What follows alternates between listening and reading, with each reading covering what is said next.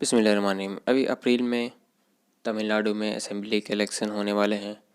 तो उस इलेक्शन में हमारी पार्टी मजलिस इत्तेहादुल मुस्लिमीन इलेक्शन लड़ रही है और वहाँ के एएमएमके के पार्टी से हमारा अलायंस हुआ है और मजलिस इत्तेहादुल मुस्लिमीन 3 सीटों पर वहाँ से इलेक्शन लड़ रही है। पहला वनियमबाड़ी, दूसरा कृष्णागिरी और तीसरा संकरमपुरम से।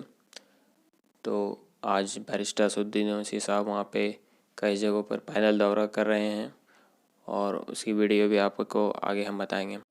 तमिलनाडु के आवाम से मेरी ये गुजारिश है कि आप सोच समझ कर एक बढ़िया कैंडिडेट का इंतखाब कीजिए, उनको जिताइए और असेंबली में भेजिए जो कि आपकी हुकूक की बात करे। आप मजलिस इत्तेहादुल मुस्लिमीन का साथ दीजिए।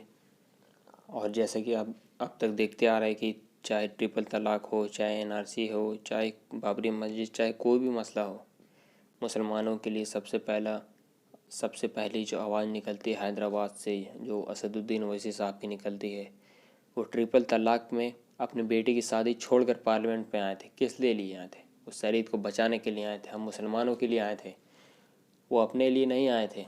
और उनके पास दौलत की कमी नहीं है, वो चाहते तो ऐशो आराम की ज़िंदगी जी सकते थे, लेकिन वो कभी बिहार, कभी बंगाल, कभी झारखंड, कभी गुजरात, कहाँ कहाँ नहीं जा रहे। वो क्यों?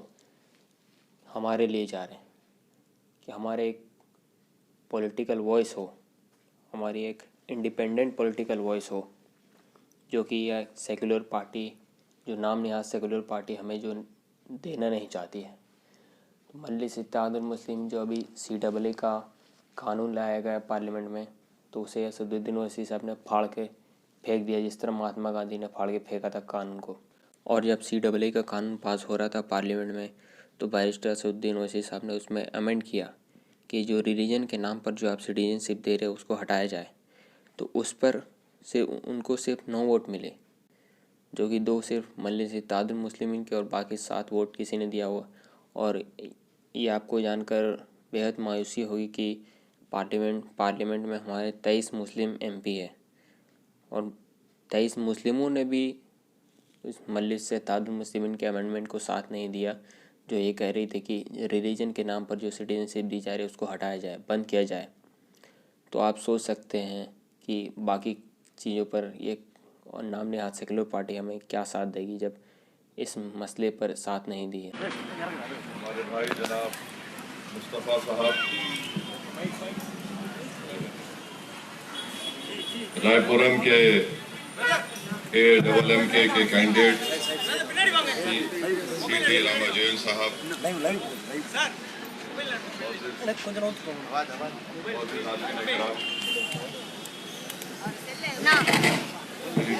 और बहनों, हमारे तमिलनाडु के और चेन्नई के MIM के तमाम जिम्मेदारान, ये मेरी खुशकिस्मती है कि मैं आज वानारापेटम में यहाँ पर AMMK पार्टी के उम्मीदवार के कैंपेन के सिलसिले में, उनकी तायीद के सपोर्ट के सिलसिले में यहाँ पर मुझे आने का मौका मिला। और मेरी ये बड़ी खुशकिस्मती इसलिए है, यहाँ पर हमारी इज़्ज़तदार माँ और बहनों ने पूरे तमिलनाडु में, बल्कि पूरे इंडिया का यहाँ पर उन्हें शाहीन बाग बनाया था। मैं सबसे पहले उन तमाम हमारे इज़्ज़तदार माँ और बहनों को मुबारकबाद देता हूँ, उनका शुक्रिया अदा करता हूँ कि उन्होंने एक तारीखी काम यहाँ पर किया। और जो शाहीन बाग आपने चेन्नई में बनाया था, उसकी गूंज, उसकी पॉपुलैरिटी, उसका मैसेज, उसका पैगाम न सिर्फ पूरे तमिलनाडु में बल्कि पूरे इंडिया में आपने बहुत पॉजिटिव और स्ट्रांग मैसेज दिया। मैं सलाम करता हूं उन तमाम हमारी माँ और बहनों को जिन्होंने यहाँ पर लेडीज का, खवातीन का प्रोटेस्ट, CAA, NPR और NRC के खिलाफ प्रोटेस्ट किया। ये बहुत बड़ा काम आपने किया, बल्कि आपके इस प्रोटेस्ट से तमिलनाडु में ADMK की हुकूमत को आपने हिला के रख दिया। दिल्ली में मोदी की नींद को आपने खराब करके रख दिया।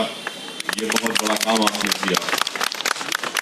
इसी सिलसिले में मैं हमारी माँ और बहनों को, हमारे दोस्तों को ये बात बताना ज़रूरी समझता हूँ कि जब लोकसभा पार्लियामेंट में CAA का कानून नरेंद्र मोदी की हुकूमत ने लाया था, तो आप तमाम ने देखा कि मजलिस-ए-इत्तेहादुल मुस्लिमीन की जानिब से हमने CAA कानून के खिलाफ प्रोटेस्ट किया, उसके खिलाफ वोट दिया और पार्लियामेंट के जरिए पूरे कंट्री को, पूरे मुल्क में हमने बता दिया कि CAA का कानून मजहब की बुनियाद पर बनाया जा रहा है।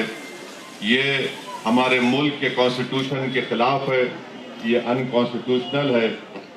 और मजलिस-ए-इत्तेहादुल मुस्लिमीन की तरफ से मैंने पार्लियामेंट में इस CAA कानून को काला कानून, ब्लैक लॉ बताकर मैंने उस कानून की कॉपी को पार्लियामेंट में फाड़ दिया।